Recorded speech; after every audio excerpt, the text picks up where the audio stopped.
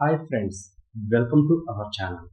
ఒకప్పుడు తనకు నచ్చని స్క్రిప్ట్ కూడా కాదనలేని పరిస్థితి ఉండేదని, కానీ ఇప్పుడు పూర్తి సంతృప్తి చెందితేనే సినిమా చేస్తున్నానని యువ కథా నాయకుడు విజయ్ దేవరకొండ స్పష్టం చేశారు.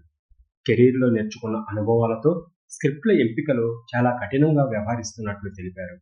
ఆయన హీరోగా గౌతమ్ తిన్ననూరి దర్శకత్వంలో రూపొందుతున్న కింగ్డమ్ చిత్రం జూలై 31న విడుదల కానున్న సందర్భంగా విజయ్ పలు ఆసక్తికర విషయాలు పంచుకున్నారు. ఈ సందర్భంగా విజయ్ మాట్లాడుతూ, గతంలో నా దగ్గర వచ్చిన స్క్రిప్ట్ బాగోలేదని చెప్పడానికి చొరవ ఉండేది కాదు.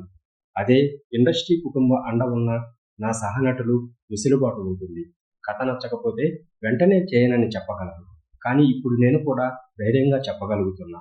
డబ్బు, దర్శకుడి కెరీర్, అభిమానులు నాపై చూపిస్తున్న ప్రేమ, గౌరవం ఇవ్వాలనే బాధ్యతతోనే ఈ నిర్ణయం తీసుకుంటున్నా.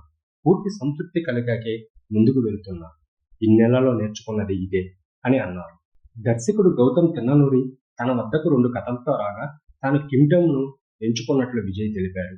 రెండో కథ ఇటీవల విడుదలైన ఓ సినిమాకు దగ్గరగా ఉండటంతో అది నైతికంగా సరైంది కాదని భావించి వదులుకున్నట్లు చెప్పారు.